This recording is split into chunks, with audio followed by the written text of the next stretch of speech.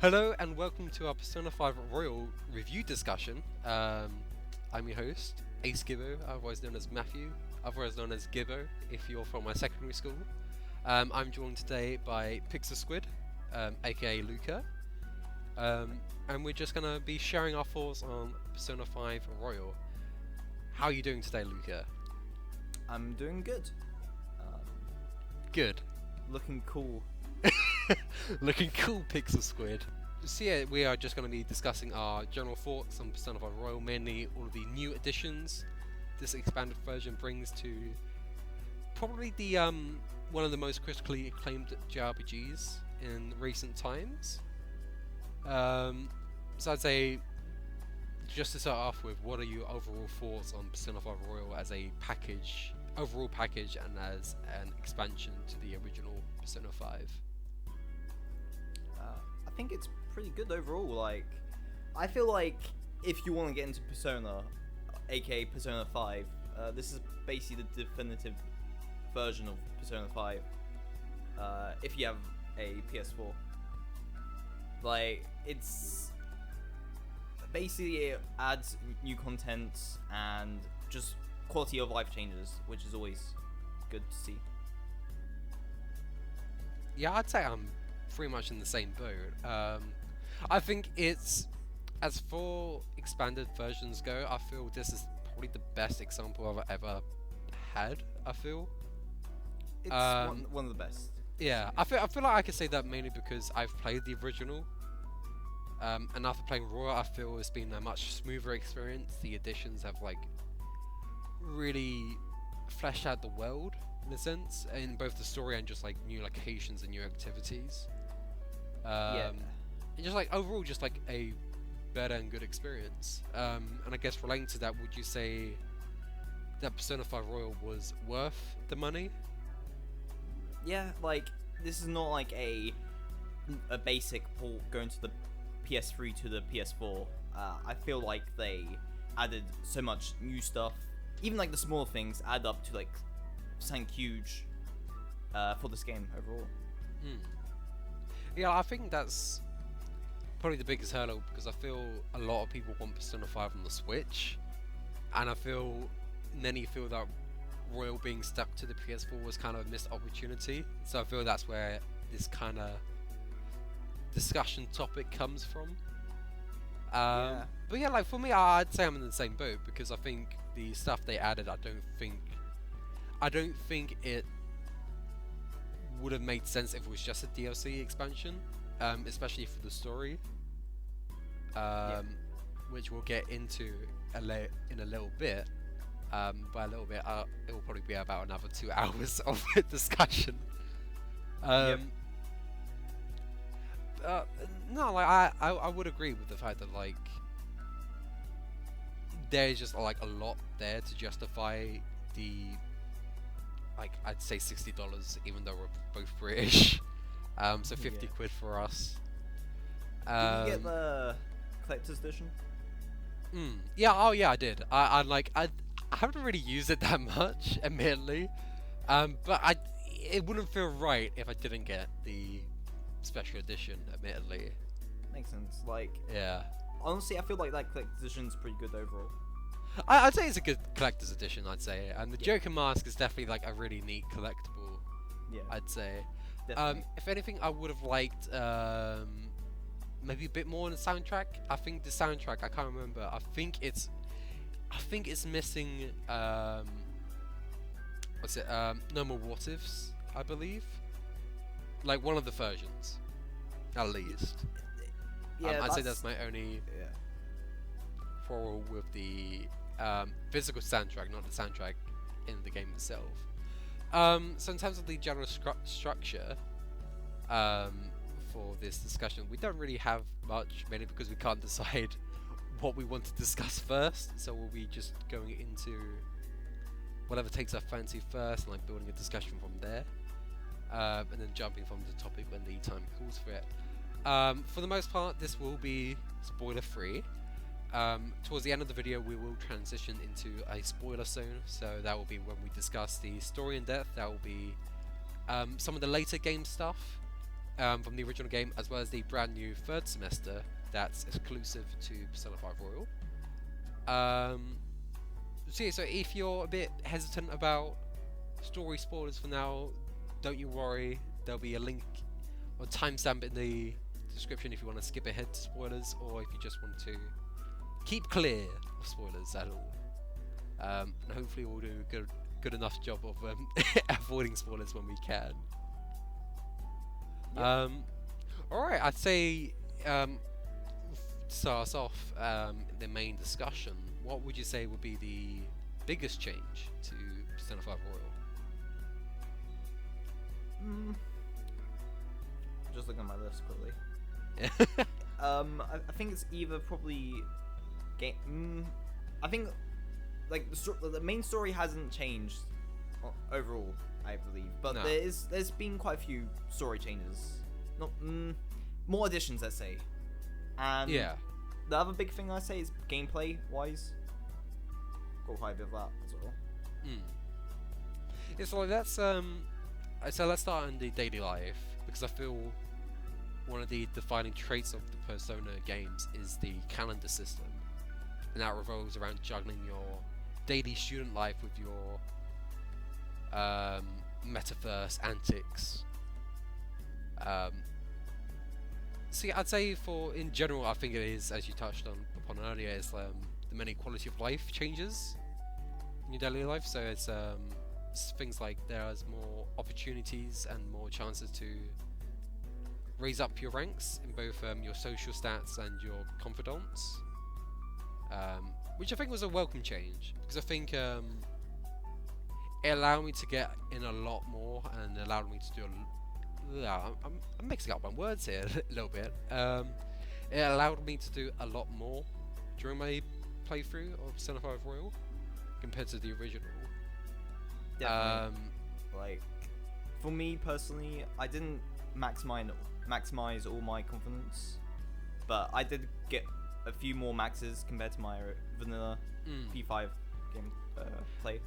Yeah, I think this time in the original, I think I only managed to max up like about 5 confidence, and I think the only party member I actually managed to rank up completely was Morgana. That was an automatic advancement. That's all automatic. Yeah, because I didn't know how to play the game. Yeah. At that point, whereas in Royal, I think it was only 5 that I missed in the whole game, and I think 3 of those were party members. The other thing as well that on the topic of like not knowing much on my first playthrough, I wonder how much of this easy experience was down to me knowing what to do. Like, I knew I had to get to Kawakami's confident to be able to take advantage of more stuff after going to the metaverse.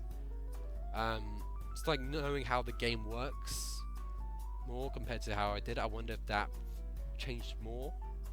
It definitely changed, impacted my playthrough a bit. But I wonder by how much did it change, or how much was it just down to Royal being different? I think it's a mixture of both. Yeah, I agree on that. Like, I know, like, when I was playing P5R, I knew how to like get all my points up quickly and all that stuff. My stat points, so I can further on various confidence if they need a specific not rank level, like start level. What else? The other things like this, when you're out with a confidant, they give you a cheeky phone call after the outing for like a little extra opportunity to get some bonus points to advance the confidant. Oh yeah, definitely. Which I think was a nice touch. I think that was really cool. Yeah, like, I do enjoy like those phone calls, but I don't know. I was getting at a point where it was not like it wasn't annoying, but it was getting a bit tedious. Like, everyone wants to call you when you enter the cafe.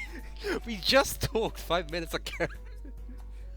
No, I could definitely empathize with that. I'd say I think there was definitely the chance where it's like, I wouldn't say it's necessarily a novelty. But once you see it for the first time and get really excited, that it does get a bit bit tiresome after like experiencing it after every confident outing, or at least Definitely. after every confident outing that ranked up. Another quality, I'd say this is quality of life, but I'm not sure, is the improved visuals and textures. Because of course the original Persona 5 was on PS3 and PS4, originally developed for just PS3, I believe. Yep. So you played the original on the PlayStation 3. So after experiencing Royal, did you experience these improved visuals or textures? Like, how big of a change was it for you? I feel like, I think, okay, the game overall is gonna age like very well. So I didn't like notice like, I did notice like a change. Like it was more like, I guess you can call it HD tasty ? Yeah. But I do notice there was a few things that I noticed as, oh wow, this looks slightly better compared to being on the PS3, which is pretty cool to see. Yeah, I think I noticed that as well. It definitely looks a bit more crisper, I'd say. Definitely, yes. Right. Like, oh, sorry. Talking about the new visuals as well. I got quite a few listed here because I really like what they added as well. So yeah, you talk about the phone box portrait, which like there's like small zigzags on it. That's super cool. I got if it's a Pacific day, like let's say Christmas or something, the calendar date changes. Yes, that was a nice touch. Yeah. Even on your phone, it also changes. I think it depends on the season that one is. You also got the calling card when it's the day when you give the code. Oh, that was brilliant. I absolutely loved that. It's just like, well, when that moment happens in game anyway, that's always just such a hype moment. But that change on the calendar just like raised it even more. Yeah, definitely. I really like that. Another one I have, like the last one right now on this list, when you go to the metaverse, you get like this triangle prism thing on the sides. I really like that. I don't think I noticed it that much, to be fair. Really? I don't know. I probably show you like a video of it later, but if I saw it side by side, I would see it much more clearly. I love those details. Yeah. The other thing I like is the new portraits to the characters. I'm a bit disappointed that they're only to the new. Wait, not to the new. They're only relegated to the your party members. I wish it was for the whole cast, because I think these new portraits are like so lively and so energetic compared to their default portraits. So I would have loved to see that applied to more characters. It definitely adds more expression to them. Depends what the scene was. I really like Ryuji's one where he looks like so pissed at you. Oh yeah, I like Ryuji's like kind of like shocked one. Yeah, I'd say like when he's more. It kind of seems like he's more stretched out, I guess. Yeah. So like that kind of pose really sells as like enthusiasm or shock a lot more. Definitely. Or like some other characters, whereas like Akechi's and Haru's new portraits, they really emphasize like a more sad emotion. So it's great. And the other things as well would be the group photos that the gang can take, which is just so delightful. It's just always great just seeing them having a good time. Yeah. And so like those group photos were a nice touch, nice addition. Definitely. Right, speaking of daily life, there was one of the biggest additions in terms of that would be Kichijoji, which is a brand new area. And this place was a lot of fun. It had a lot of chances to like really improve your gameplay experience, like the jazz club, or the penguin sniper to play darts and billiards. Oh yeah, I know what you mean. Yeah, no, Yeah. I thought you said something else there. But no, I think Kichijoji was a great area. I think being able to meditate in the temple as well. There was some funny scenes in there. Oh, that was a funny scene, yeah. Yeah, where you're just like completely like spaced out. And then Morgana was trying to talk to you. Yeah. Like, that place was super cool. Mm. However, I do notice that only honestly only used what's called the club. The penguin sniper. Yeah, penguin sniper until like end of the game. I noticed the other ones I didn't really use except for the clothes exchange one was pretty cool. Oh, the clothes was a great addition, I feel, because I felt like I didn't really have much use for like old dirty clothes, like when I went to the mementos, and got all of those. I didn't need to wash them. I've already got them. I'm only like 2 palaces ahead. So like being able to exchange those for points and stuff was a great addition. Like, in terms of daily life as well, is just like in general, just like a lot nicer. Again, it was just a lot smoother. Like loading times are quicker. Screen transitions are also a bit prettier. Like if it's in the evening, you may see the sunset in the train. Oh yeah, that was so good. That was so cool to see. Like sometimes I think, and like the character models, like just the general public, they seem a lot more cleaner as well. Definitely. But yeah, I'd say like on the whole, in terms of your daily life, it's just great. A lot of things are easier to do. Like just being able to run around or something. Like when I read that was a new addition to Royal, I was kind of shocked because I thought it was always there. I thought you would always be able to run around in Persona 5. But no, that was a new change to Royal. Wait, really? Yeah, like see, like, you're experiencing this as well. Wait, what area? Just in real life, in your general daily life, you could just dash around the place. Oh yeah, I can't. Yeah, because honestly, I forgot about that. Yeah, I can't remember not doing that in the original game. That also applies to Mementos, but I might be wrong as well. Yeah, apparently you can speed up in Mementos as well. Yeah. Speaking of the metaverse, I think it's time we move on to one of the core gameplay elements of Persona 5 and hence Persona 5 Royal. It is the palaces and just the general battle gameplay. So some of the key changes are that palace is now shorter and some puzzles have been changed. There are new boss phases. But then there are 2 key additions, I'd say. So the first is the grappling hook. This allows you to access new areas for secrets and goodies, and the other are will seeds, which act as cheeky little collectibles. There are 3 in each palace, and after getting all 3, you are able to get a cool little item.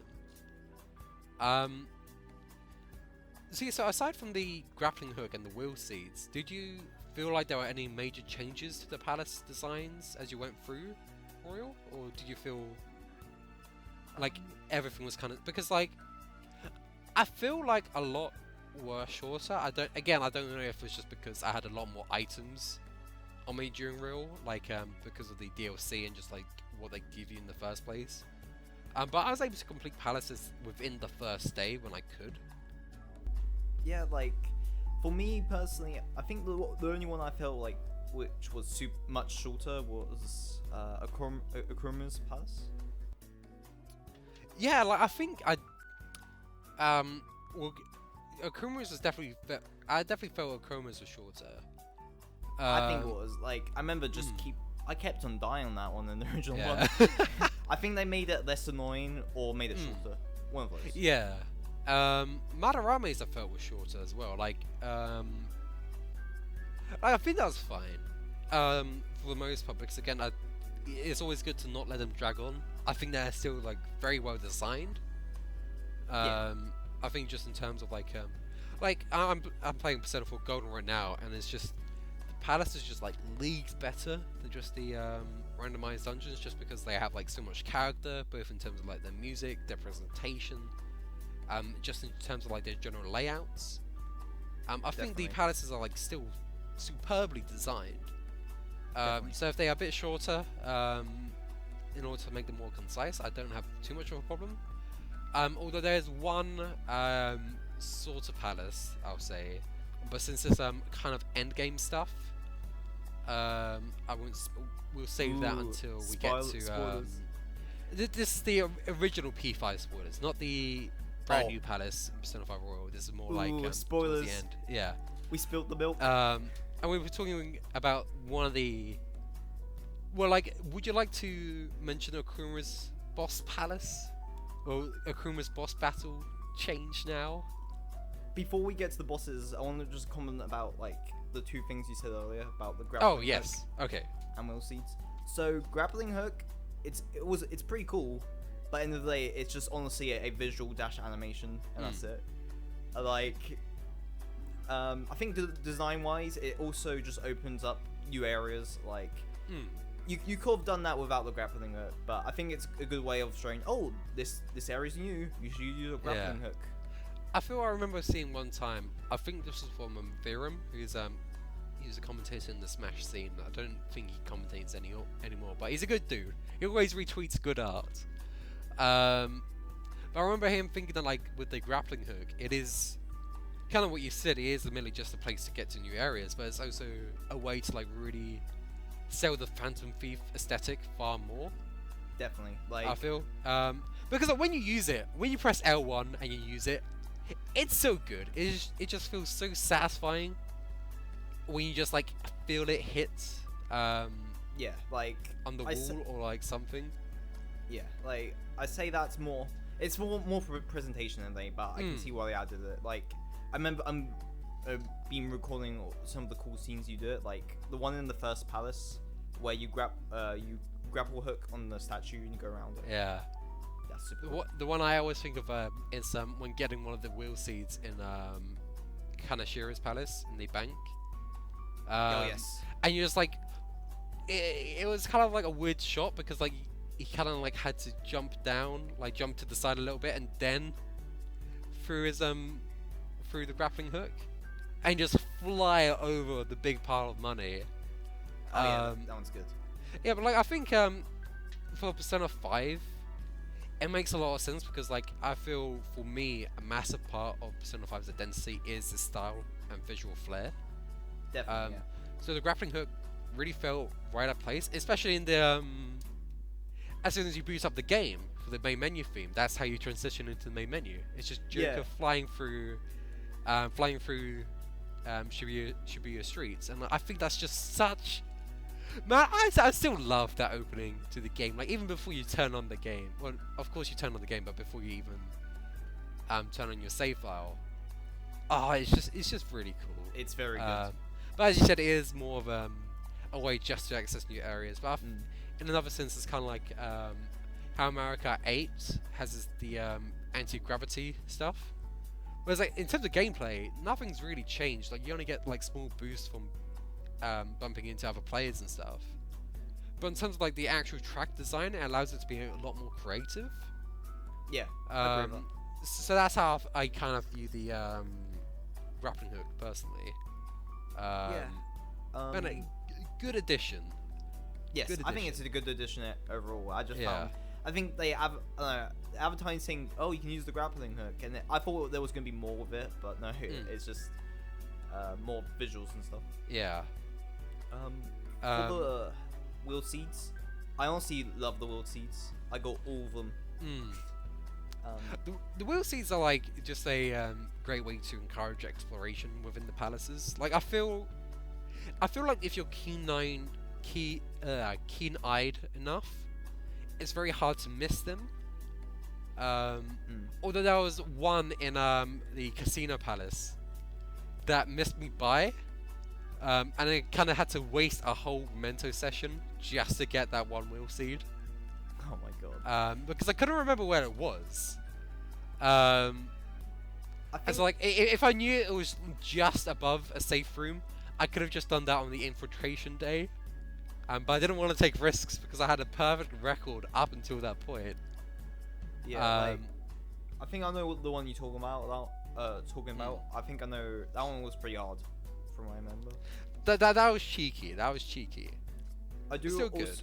Yeah, I do like also like there's 3 of them, and there's like different like types of like I guess challenges. One that is just hidden, another one I think it's more puzzle based, and then one that you go against like a mini boss, Mm. which are usually pretty strong, surprisingly. The one in Futaba's palace, I remember being exceedingly strong, like stupidly so. Yeah. Like man, like I'm still having flashbacks to that battle now that like we're just talking about it. I got like so angry at one of them. Like I think this was on the second palace, so I was doing so well. The last one was at the top of the building before you make the route to the treasure, and I didn't save for this while, so I went to this one, didn't realize it was like the boss one where you fight it, and just died instantly. It's like, oh no! Oh. I had to do that going back to like 10 to 20 minutes ago. It's like that's not a good time. Yeah, so like now that we talked a bit more about the palaces, what about the new boss phases? Like, did you think what are your thoughts on them? Do you think they really added? Do you think they detracted? I think there are a few that like really fall into both categories. I do like how each of the bosses have some like added, which is unique to them. I feel like oh sorry, go on. Like I feel like some are pretty dumb and they didn't really add anything. For example, Palaces 2's one where he like Madarame's. Yeah, Madara. He like what's it called? He clones himself.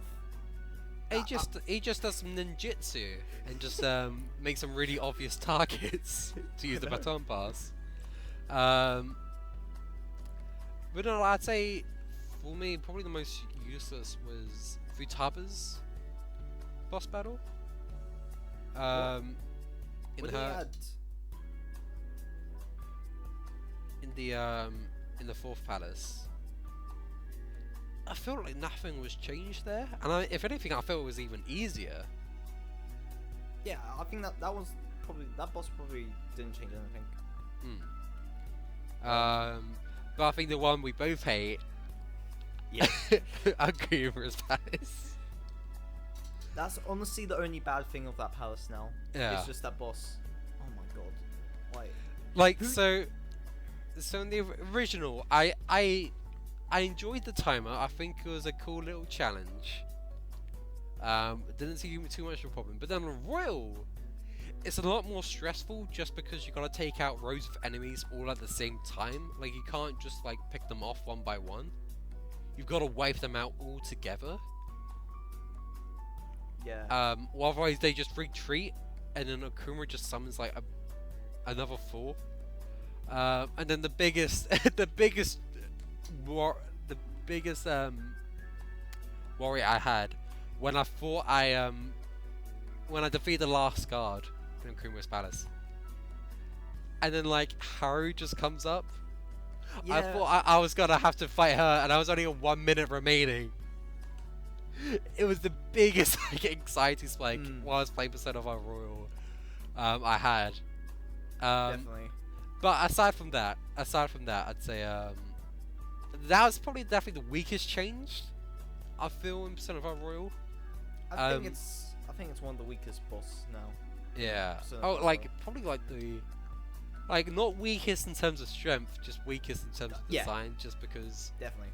I feel like I could kind of see what they're going for, but it just didn't work for me, I guess. I agree with that. I guess the palace that did receive the biggest change, I feel, has been Mementos. That's been changed from some place that nobody liked to people liking kind of alright now. Yeah. Like for me, I always did enjoy Mementos, but it was definitely like the weakest part to me. But in Royal, they just do a lot that will like really make it more enjoyable. So one of the best things actually has been the new music for Mementos, and we'll get into the music in a bit. Don't you worry. With like the new Mementos music, I feel it becomes a little. with the new Mementos music, it just becomes a lot more funky. I feel. I And really like feel I really like it. It like it depends what level you're on. It's basically what they do in Yoshi's Island, where they added another, like, I guess not instrument, but they add more notes to the music, and it does definitely help make you, oh yeah, I'm feeling good of making this progress in this thing in Mementos. Yeah, like you could definitely feel the progress going, and I feel there are like visual changes as well. I don't know if that was in the original game, but I feel like there are more visual changes as you went on. Like I remember one area had like a bunch of desks lying around. I can't remember if that was in the original or not. Another had like torn up posters or whatever. I feel that's definitely a change. I don't remember that in the original as well. Yeah. So it's just a way of like making Mementos more alive in a sense. And you like feeling like you're going even deeper as well. Especially when you go to like like when it starts changing like the whole thing compared to like the top, it's all like bones and stuff. Yeah. It's definitely a good way to like spice it up a bit. But the biggest change has been the introduction of Jose. Even though I think it should be pronounced Jose, they pronounce it Jose.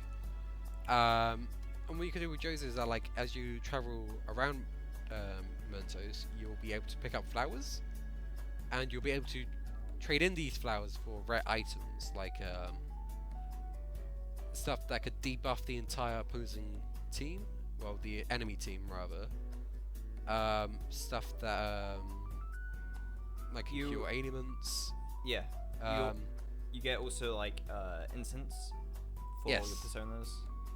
Some other things. It's pretty cool. The other thing would be stamps. These are found randomly throughout the throughout Mementos. Some of them you can find right at the end of a palace floor, so you'll like be guaranteed at least one a floor. But then for the others, you have to like do a bit more exploring for them. And the cool thing about stamps is that once you gather enough, you'll be able to transfer them in for permanent bonuses to the entire Mementos. So that could range from getting more items to getting more money, and then finally to gain more experience. So if you're finding yourself a bit hard for cash, which I think is very hard to do in Persona 5 Royal, you could like change that to Mementos. You could choose not to either, but I think it's a great way to just like make the experience easier overall. What would you say about stamps? I really like stamps. Like, it's very similar to Wheel Seeds, where you find secrets anywhere. Like, you also got hidden walls now in the Mementos to find like these stamps as well. And it's super cool just to find like stamps anywhere in the like each of the levels. And I feel like it definitely helps you what's it called? Improve your, like, I guess the stuff you get after each of the battles. I got all of the stamps, and that was I'd say the annoying thing about trying to get all of the stamps is that after a certain point, like after you get all of the stamps on at the end of each floor on the platforms, all of the rest are like kind of randomly generated. So you may have to like traverse back and forth between floors just to find a stamp. Yeah. And they got to the point where like you could spend a lot more time than you needed to in Mementos just to fill out all of the stamps. So that's a bit of annoyance to me. Yeah, I agree with that. Like, I got quite a few stamps, but when it was getting to like the last few levels of Mementos, it's like, yep, I don't need to collect any more stamps. I'm almost at the end of the game. Yeah, like I was planning to. It allowed me to be overpowered for the very final palace in the third semester, which I'm kind of annoyed at looking back. Like, I wanted to just because I could. I wanted to get all of the powerful personas like Lucifer and stuff. Oh yes. But then it made the final palace like such a breeze. So that's one thing I'm kind of like annoyed with myself for letting myself do that. But But no, like aside from that, I think it was good. I think it was a good change. And you can choose to like reset those levels as well, like in case you went all in, getting maximum experience. You can just like reset the counter entirely and choose to spend those points on other aspects of mementos. Yeah, I like that. Which is really cool. I just also add something to mementos, so you can like just it's something else to do in mementos, like rather than just keep grinding, keep going down to the levels. Like you got just like exploring and traveling downwards. You got like the requests, and now you got finding flowers and stamps. Yeah. So yeah, like, I think it's like one of the ways I like it really does add a lot to the experience compared to Persona 5. Definitely. And like in a sense, it kind of like it's one of the things that like I can no longer go back to the original Persona 5 just because it's that different. And I'm sure we'll get into that aspect towards the end of the discussion as well. But no, like I think good change to palaces. Although of course in palaces the thing you do is battle shadows. And I think it's here that I feel Persona 5 Royal really earns its own game, in a sense. Because I feel the battling system has like been so much more. It's much more refined. I feel like the basics are still there, but I feel they do so much to improve on it. That it kind of feels like a different game in a sense. Like, did you experience that same thing when you were doing battles as well? Or? Yeah, like even linking back to like what you said right before this, you don't have to like unlock baton passes now. It's just like a bonus. Like you have to like unlock it. You in the original vanilla P5, you had to unlock it when through convent levels. I'm not sure which ones, I forgot, but it's just so good. All of them. Like you had to do it with everybody. Yeah, you have to do it. And with it's so annoying. It was. So I'm so glad you can get them right away. Yeah. And with those baton passes, you can even like level them up at playing darts at. Yeah, I'd say that's one of the things that I really enjoyed about the baton pass, because I feel in the original it's like such a core component to just battles, but it was locked behind confidant rankings, which I feel like they're not technically optional, but they still are absolutely optional to do. Because it means that Haru, I feel she didn't become useful until like until the 7th palace, even though we got her in the 5th palace. Yeah. And so I feel with this change, it really adds a lot. I'd say the one quality of life change I would have liked would be the ability to change party members in battle from the get-go. I'm still a bit annoyed it's locked behind Hifumi's confidant. Oh yes. Even though it kind of makes sense. Like I wouldn't say to change between every character automatically. I'd say on Joker's turn, I think you should have been able to change the party members just as soon as you got Yosuke in your party. Yeah, just because I feel like changing your party members is like such a staple of JRPGs. I feel like there's no good reason why that couldn't have happened in Persona 5, Persona 5 Royal. Yeah. But I'd say that's probably like my one of the quality of life changes I would have loved to see. But the baton pass, like you said, you can now rank them up. I feel there's more use for them, and I feel they're more involved in the core gameplay of battles because of that change, and just the fact that they unlock automatically. Definitely. I think that's just brilliant. And I do really like the once again the visuals and like even like the sound they use for if you keep increasing the baton pass is so good. Again, it's just like goes to that really satisfying feeling of like when the high 5 hits and like the massive burst of energy Yeah. springs forth. Really or- good. Really good stuff. Speaking of like visual flair, the Showtime attacks are brand new to Persona 5 Royal. So in specific parts of the game, as you progress through the story, you unlock new Showtime attacks, which kind of functions similar to all-out attacks, although if you're familiar with Dragon Quest XI and how the PEP system works, I think there are a variety of scenarios that have to be activated in order for Showtime to trigger. So one example may be the team is low on health, another team member is like on fire or something.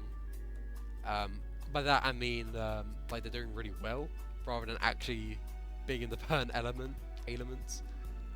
So there's a variety of situations that encourage a Showtime attack to actually appear, but then after pressing the touchpad button, you just get this really flashy, very nicely choreographed scene of them just absolutely demolishing a single enemy. So yeah, I think this is really good. It adds a lot of diversity and a lot of fun to battles. I enjoyed them. Like they feel like just like an extension of Persona 4 Golden's. I don't know what they called in there, but I'm in Persona 4 Golden. Depends which party member you also have. They also do some cool animation. Thinking of one. The one that comes to mind is Chie's and Yukiko's Yes. Double Dragons. Yeah. Yeah. Yeah, that just happened out of the blue, and I was like shocked when that happened in Persona 4. I'm like, Yeah. what? What is going on here? But it's basically an extension of those. But in Persona 4 Golden, they feel a bit more random. These feel like they even the characters tell you why they like in the Showtime like state. It's like you can't let Joker die. Yeah.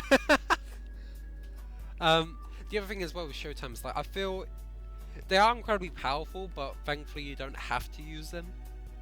So if you do want to keep that like raw experience of not having to rely on these overpowered moves, you can. But if you do want to do it, you could just go ahead and do it. Something else a nice touch. I think my favourite probably has to be Ryuji's and Makoto's Fist of the Phantom Star. Yes. That's That's just like a lot of fun. But yeah, another thing as well. Your gun is actually useful. So in Persona 5 Royal, your gun ammo now reloads and restocks after every battle, whereas in the original vanilla Persona 5, that would only happen after you exit a palace for the day. Yep. So in the original, you only had like only one stock of bullets you could use for each gun for the entire day. Whereas now in Persona 4 Royal, you do have you can use less ammo at any one time, well per battle, technically, but you'll be able to use it a lot more frequently within the entire palace run. And I feel that really encourages building more unique guns, like guns with that inflict different ailments, for example. I think just in general, just them having an actual use was a really nice change, I feel. Definitely. I feel like guns are generally more stronger in P5 Royal as well. Like yeah, I felt like they definitely do pack a bit more of a punch, but it's just good to just like if you want to do like a multi-attack, if you got the ammo for it, you can do that. Yeah. But yeah, it would be so annoying to get an enemy that like would be vulnerable to gun attacks, but then have nothing to actually use against that weakness. I think that was just very annoying. But no, like I'd say it was a very welcome change, and a needed change at that. Another change that I was quite surprised with is the addition of persona traits. So these act kind of like abilities in Pokemon.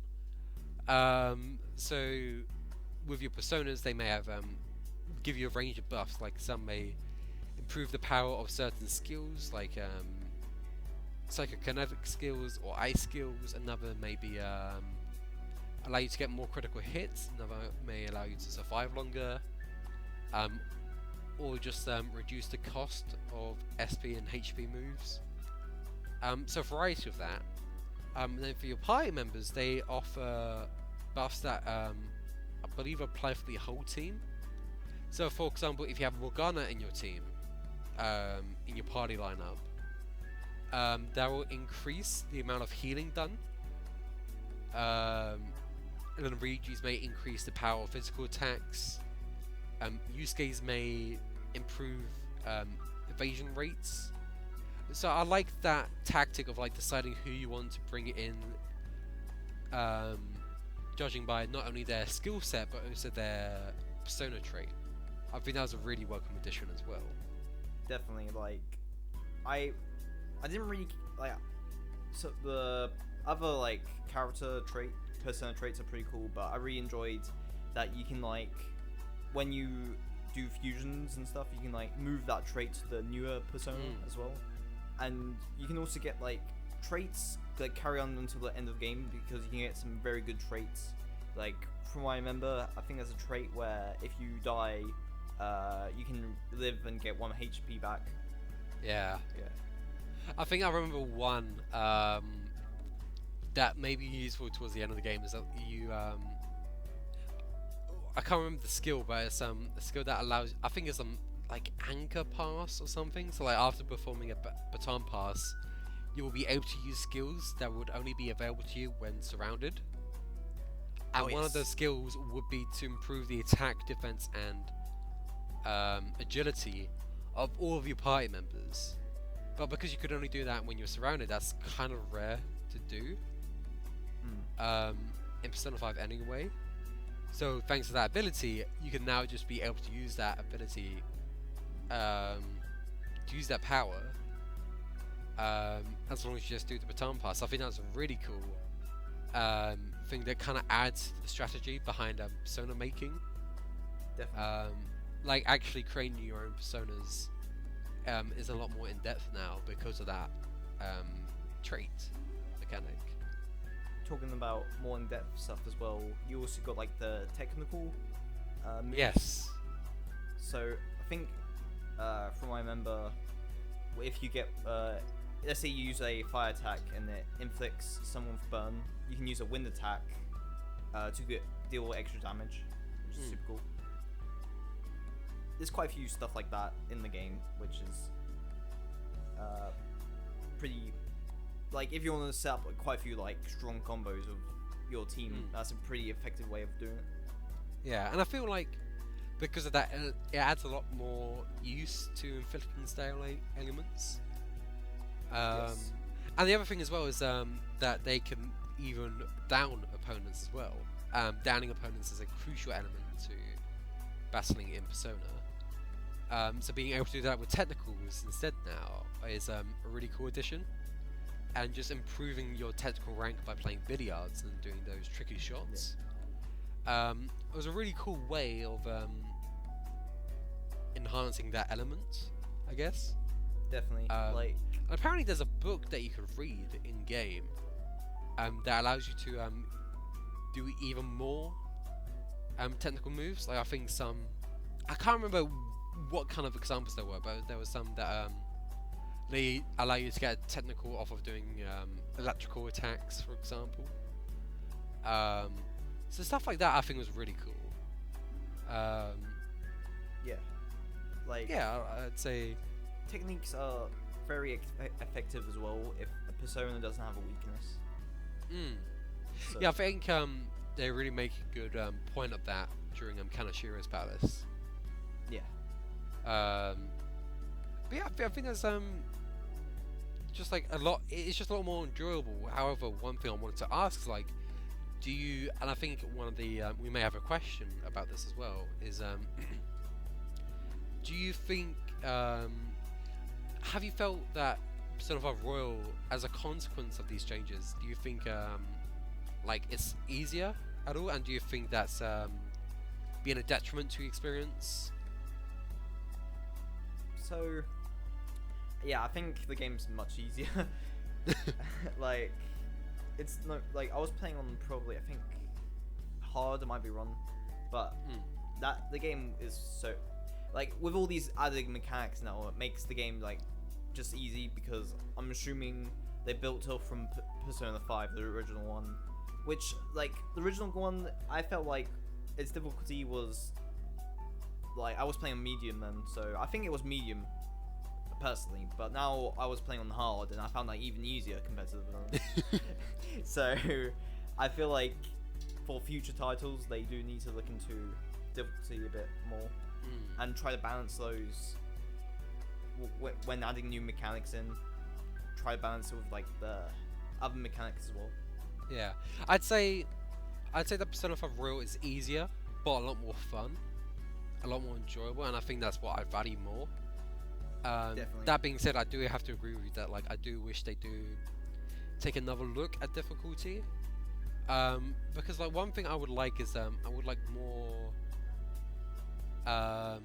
because like I think one thing that you could do by fusing personas is that like some point in the game you'll be able to fuse personas that are above your level. Yes. And in a sense, that's kind of annoying because it allows you to get personas that aren't even introduced until later palaces. That's by the confident, by the twins. Yeah, well, I think the Twins Confident allows you to get it for cheaper, but I think in Royal that the fact that you could just pay to get a more powerful persona, I think that's just automatic now. Is it? I believe so, because I remember that being a consequence of the Warden's Confidant in the original, I believe. But in Royal, I think it may be just something that happens automatically. I can't remember exactly. But like that's like one of the ways that I feel it could be easy to abuse this game, in a sense. And the other thing would be in battles, I wish there were more battles where there was a larger variety of enemies at once. Because when there are multiple enemies, I feel a lot of them are just the same enemy, and I'm able to just take out all of them with a single multi-hit move that targets their weakness. Yeah. And get the hold up almost instantly. Whereas if they had more enemy variety in the battles, it may encourage you to go all ahead on each baton pass. Because I feel like it was very rare that I actually got to the to a fourth baton pass. Actually. Yeah, I noticed that as well. I only got like to I feel I didn't experience that until I feel like I only experienced that at the beginning of the game and towards the end of the game, admittedly. Yeah, I feel like Pacific boss battles do like allow you to get to like a fourth one. It's like because like in a regular battle you usually go against only like up to 3 to 4 demons. So. So yeah, I'd say that's one of the things that I do kind of find annoying about the difficulty in Persona 5 Royal. But again, for me, it's more enjoyable, and I think that's the bigger takeaway for me. I quickly checked about the confident. It is so on level 5 with which is the strength confident with the twins. Allow you to pay fuse personas harder than your current level. Okay, so that was in Royal. Yeah, that's level 5, so that's pretty early on. I remember getting that pretty early on to get like higher personas, which kind of breaks the game. Yeah, it actually, it really does actually. Yeah.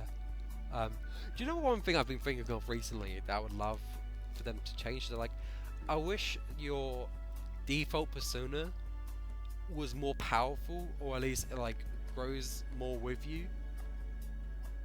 Because like how it sucks so much that Arsene is like such a cool persona, and like it's such like a big icon of the game. Like, Arsene is right there on the box art, and yet you're encouraged to just like execute him just to get this blue goblin in a Jar. goblet. Yeah, Like, in the goblet. exactly. It's like I wish there, like, in the next Persona game, and I think we may get into this later on as well. Is that I wish your default persona, whoever it is, like really grows quickly with you, because it makes no sense that the persona you awaken with is absolutely weak. Like, I get is to encourage you to fuse personas. I think you can deny that, anyways. Yeah. But then well, you could deny it, but it's more like if you want it to grow. Because I think it stops getting new skills after like level 11 or something. Yeah, it's pretty low because and it takes ages to level up anyway. Yeah. Like, so like that's the thing that like I'm so on and off with the whole Persona system. It's like on one hand it does make personas a bit more of a fleeting thing. Like you're never gonna keep a hold of a persona forever just because they take so long to level up. But on the flip side, I really do like crafting personas, and like seeing who I'm gonna be doing this, who I'm gonna be playing with during this palace, or who I'm gonna be taking into battle in this next palace. Yeah. I think that there is that cool aspect to it, even though it eventually meant I had to say goodbye to Neko Shogun, who is like one of my favorite, shadows. Yeah. And same with Jack Frost as well. I think Jack Frost is a lovely character. I like Jack Frost honest. as well. Like, something about him is like just a very good design, I feel. Hee-haw. Hee-haw. Like, going back to like talking about the main character's persona, like even in like the other games, Persona 3 and Persona 4, from I played, they don't encourage you to like fuse that persona right away. It's only in Persona 5, it's like, oh, we're gonna trick you into fusing Arsene. Enjoy your pixie fairy. Yeah. Speaking of characters, we have yet to discuss the characters, which are like some of the biggest parts of Persona 5 Royal. So I guess in terms of like the general cast, I'd say they're still lovely as ever. I'd say nobody's changed apart from Akechi, in addition to our new two characters, our new two confidants being Kasumi Yoshizawa and Takuto Maraki. So I guess we'll start off with Akechi, the pancake boy. Yep.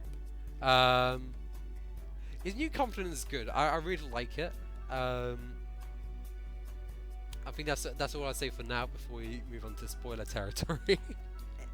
I feel like at times it feels a bit fan servicey, but that's cool. Like, where actually I think non-spoiler areas, I really enjoyed when Akechi was trying to blend in with the crowd at like the cafe area. And then yeah. he got Joker's glasses. That was a delight. That was a delightful scene, actually. Yeah. Yeah. Next up, I'd say is Kasumi Yoshizawa, who is kind of like the mascot, the cover girl for Persona 5 Royal. What are your general thoughts on Kasumi? I think overall a pretty good character. Like, thinking like, I feel like with all these, with the two new characters, their integration with the story and just the game overall is very good. Compared to like other like tries Atlus has done in the past. I haven't heard the best about Marie. Yeah. To be honest. In Persona Yeah, it's 4 like Golden, Marie's. Oh, honestly, here's a good example. Let's say sheets of paper. She only got added on top of the paper, like the last paper on top. That's it. In Persona 5 Royal, all the characters feel like the sheets of paper were inside the whole sheet, the pile of paper. I'd say like after experiencing the original Persona 5, I think you could clearly tell which scenes are new just because of when Kasumi pops up. Like that's the thing. I think the scenes where she does pop up are like really cool. I really like the interactions Joker has with her. And the new confidence abilities are kind of cool. Like one is the chains hook or whatever that allows you to grapple onto an enemy from some distance. Yes. That's a really great touch. Or another that allows you to just do a roll dodge in case an enemy gets you whilst in the Palace overworld. Yes. So you like just do a backwards dodge or something and just avoid getting the jump on. Joker has been training in gymnastics. Yeah. That's why he can do it now. But yeah, I'd say the one negative I'd say about Kasumi would be, so during the opening cutscene, when you're in the casino pulling off the heist, which is probably like one of my favourite openings to a game ever, I feel Kasumi's inclusion here is kind of forced. It kind of feels forced to be like, oh, she's the new girl of Foil. And it's annoying because it feels, in a sense, it doesn't feel natural. Like even after thinking of the reasoning behind it, when you get to that point in the story, I still don't feel like it makes sense. I feel. For me, I feel like I feel like overall, if we both didn't play Persona 5, I feel like no one would notice that these characters were added after Persona 5. Looking at these characters now, like because I was intrigued, like, keep a promise, and it's like, what promise? Come back. And but then I feel like it's not like a downfall, but I feel like No. her, like, I was interested in the character just right away from that, but then it's like it takes like she does get a bit of screen time throughout the whole game, which is pretty cool, but it does take a little while until she gets like about her promise and all that stuff gets right at the end of the game. Yeah. I will discuss that in a little bit as well. Speaking of new characters, we also have Takuto Mariki, voiced by none other than I forget his name, but it's the guy that plays Ferdinand von Ayer in Fire Emblem Three Houses. Really? Yeah. Ferdinand von Ayer, VA. Speaking of which, shout out to the entire Three Houses cast. Like they did such a good job in Three Houses, and shout out to the Persona 5 Royal cast as well. Like I just love voice acting, to be honest. It's good. I really appreciate that aspect. Yes, Billy Kametz does the voice of Takuto Mariki. Probably one of my favorite voices in the game, actually. Like something about his voice is just like really calming, which really suits so his role as smooth. counselor. It's so smooth. Yeah. Definitely. But yeah, I think Takuto is really chill. I really like his character. I think he's a really caring character as well. Which is very nice to see, actually. I agree. I feel Takuto feels more smoothly transitioned in than Kasumi, merely. Because like I wouldn't say Kasumi is shoehorned in at all, apart from that first scene in the palace. But even throughout the game, when you're like seeing Kasumi so often, I think it is just the effect that like I've already played the original Persona 5, so these new scenes really hit differently.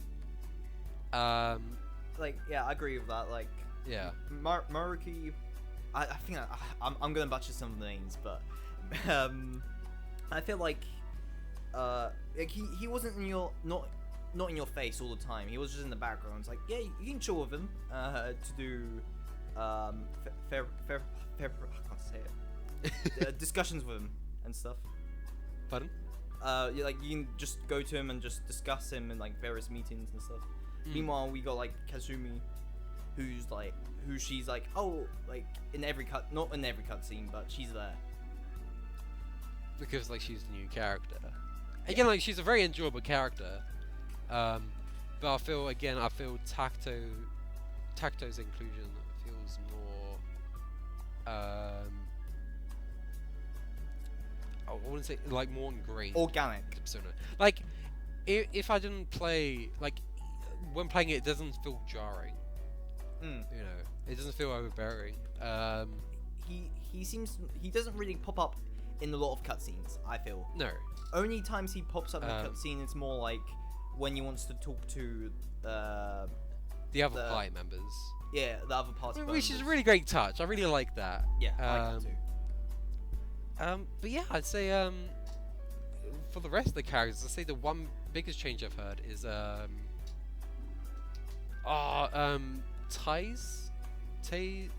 forget Takami's voice actress. Oh yes. Has been changed. I think it's still good. I don't think it's bad, or like I don't think it's really changed my perception of the character. Because I think for one reason it's been like so long since I've heard the original. But yeah, like on the whole, I think the cast of Persona is like so lovely. Like I'd say like Makoto Nijima, still best girl, easily. Very good characters. Pardon? She is a very good character. Like a lot of characters are very good. Yeah. I'd say Vitaba is also a very good character. I liked the Wardens. I like their banter. It's really enjoyable. Ryuji being a dumbass, but he's our dumbass. That's what makes him special. I also like talking about the other characters as well.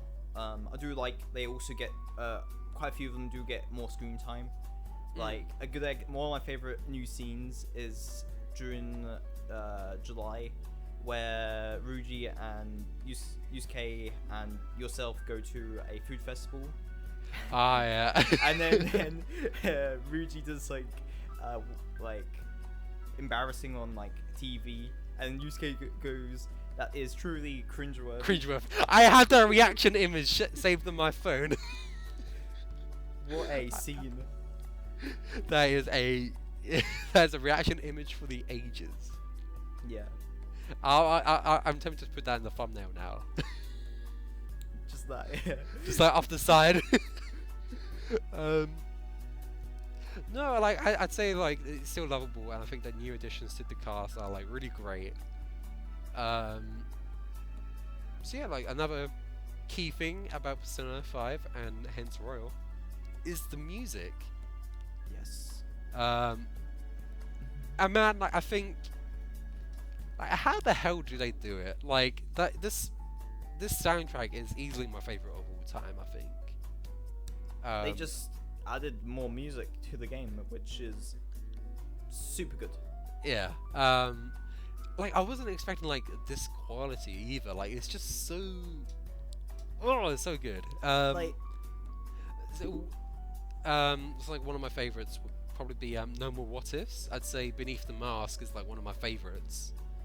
One of my favorite tracks in any game all the time. Yeah. And I feel I got similar vibes from No More What Ifs. Definitely. I am tempted to put it in the background for this discussion video. That'd be cool. Because it's like very calming, very chill. There are two other songs that play in the end game during the third semester palace, being I Believe and Throw Away Your Mask. Those are both great. I Believe is such a good song. I really like that one. Right, we'll talk more about I Believe when we get to it. The other one will be Takeover is the new battle theme. What are your thoughts on Takeover being the new, being not necessarily the replacement to Last Surprise, but the new ambush theme? What do you think of Takeover? I like it. I feel like it also gives more variety to the battle music, since I noticed they also do this in like Persona 4 Golden and I think Persona 3 Fez. they added like just an additional track, so it doesn't feel like repetitive, like hearing the same track all the time when you battle. Like I feel like Takeover feels much more smoother compared to the other battle music. I'd say Last Surprise is far more iconic.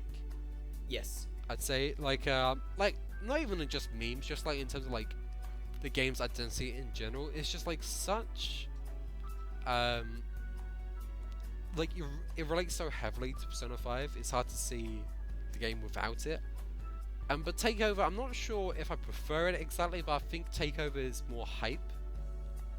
Like it gets to the main chorus quicker. The opening notes are like much more bombastic.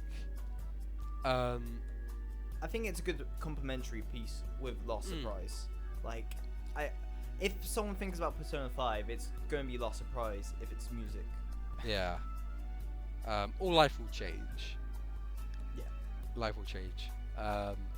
Personal favorite is Price. Price still slaps. What is my favorite one? Price is so good. Like, a bank doesn't deserve to feel this good. The other new song that I want to mention is Colors Flying High, which is the new opening to Oh yes. We forgot to mention about the opening. Yeah, well, like I'd say this is another change that I think I prefer the original over. Again, it's like kind of similar to Last Surprise. I feel the original's opening It's iconic. was more iconic.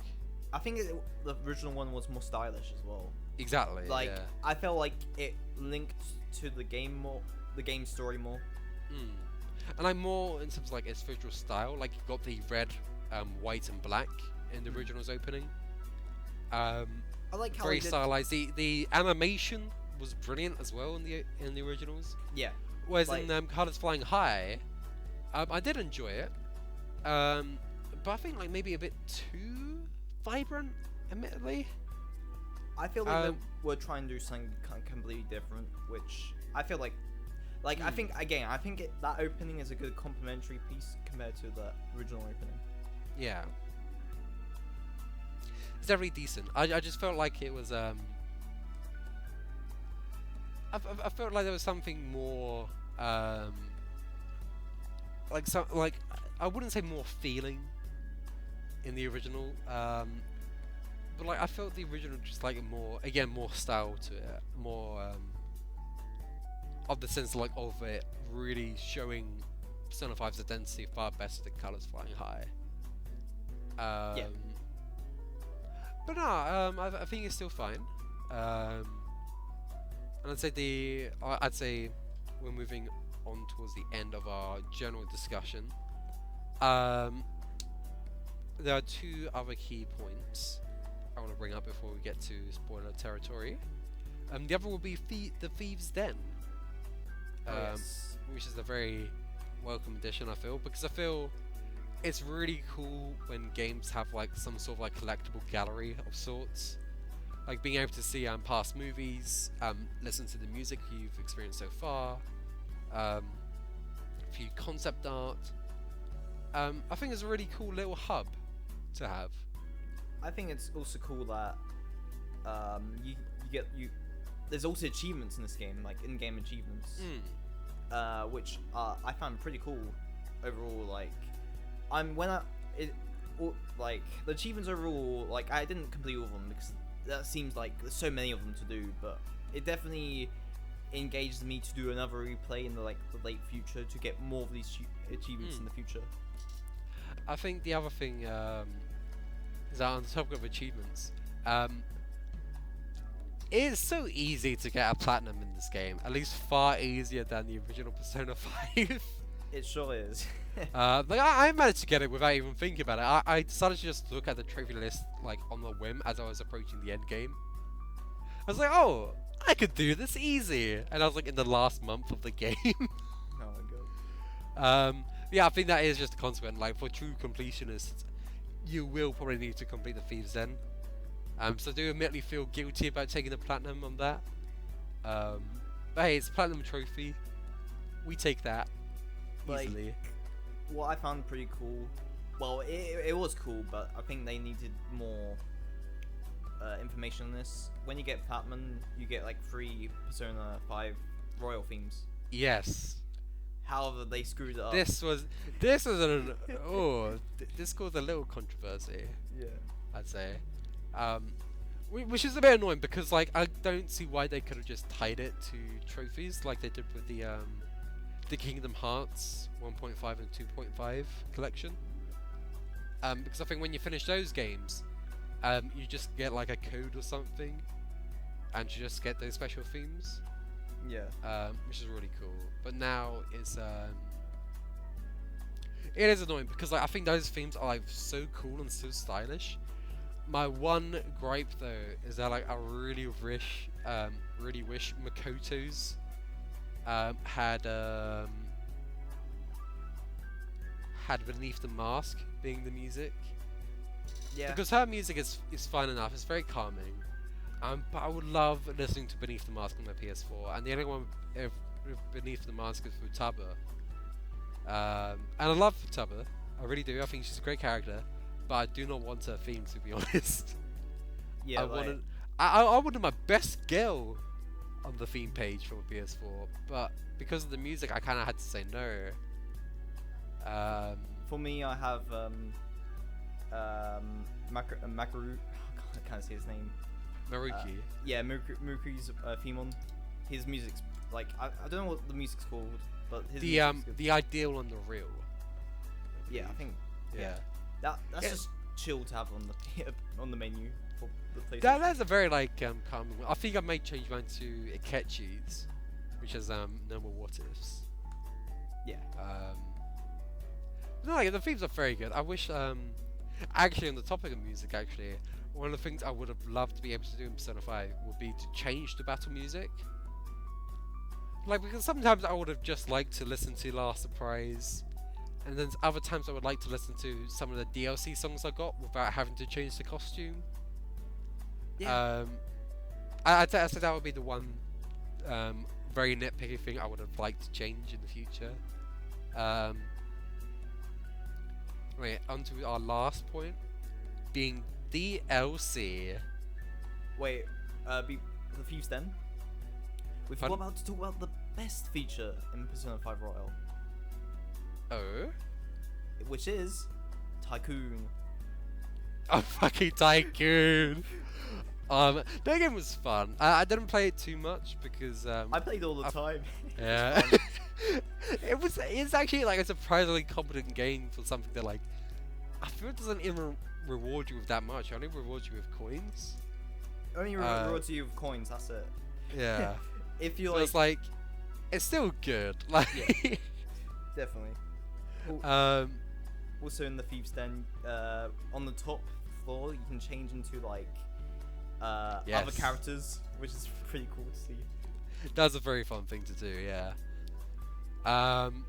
We're moving on to DLC, the industry's 3 favourite letters.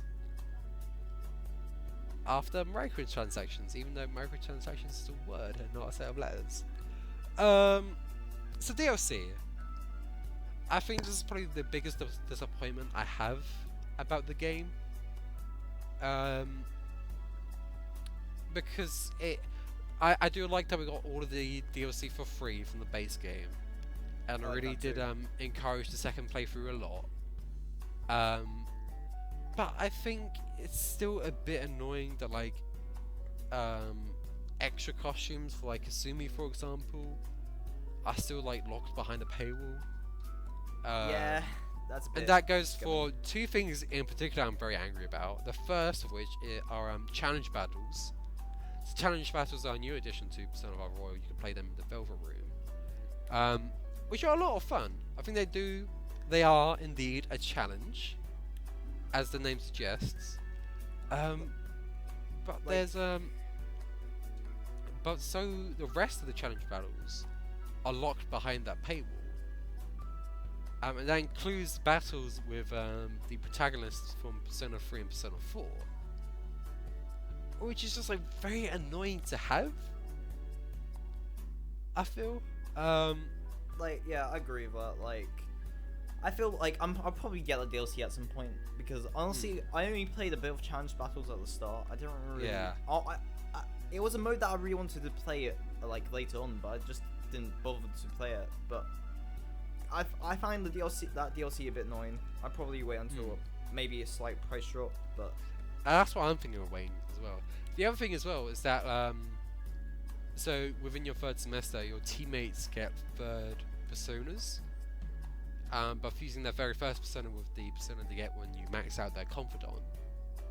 All of your teammates get it, apart from yourself, and the reason being because you have to buy that persona via DLC, lame. which is super bullshit. I feel. I've had enough of Atlus' shit. It's not good. It's not fun. The game's still like a 10 out of 10. But man, like, that DLC generally makes me angry that like all of that stuff is like locked behind a paywall. Like again, if it was like stuff they added in the future, fair enough. But because this is day one stuff, I feel it shouldn't be there, and it certainly shouldn't have the price tag it has. Yeah. Admittedly. Like, I feel like cosmetics, I honestly see fine. I feel like the challenger battles should have been a thing which should have been in the game in the first place without any paywalls. Unfortunately, that's the end of this part of the discussion. Upon editing this discussion, I found that is pretty meaty. We're going for another hour of this, so I've decided to split this video into two parts. So in the next part, we talk about story spoilers. So it'll be more of a spoiler discussion. Where we talk about what goes down during the first semester, as well as answering some of your questions. So make sure to tune into that video whenever that becomes available, or when you beat Persona 5 Royal. It's up to you. In the meantime, please do consider leaving this video a like and subscribing if you enjoyed the discussion, and following both of us on Twitter. Yeah, and with that, I hope you're all safe and well, and happy gaming.